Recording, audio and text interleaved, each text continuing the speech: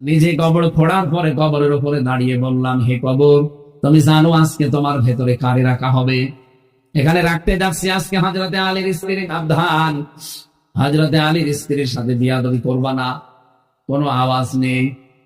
দ্বিতীয় নম্বরে বললেন, তোমার ভেতরে জান্নাতের সর্দার হবে যুবকদের, হযরতে হাসান হুসাইন, তার মাকে রাখতে যাচ্ছি।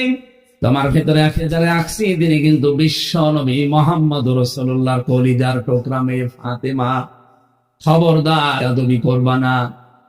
হঠাৎ কবরের মানুষের মতো কথা বেরিয়ে আসছে, আবু যর কান খাড়া করে শোনো আর মানুষকে শুনিয়ে দাও।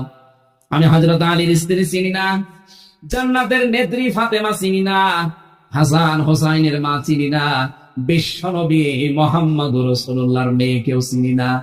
কাজকর্ম যদি দুনিয়ায় ভালো থাকে আমি জান্নাত হয়ে যাব, কাজ যদি ভালো না হয় আমার ভেতরে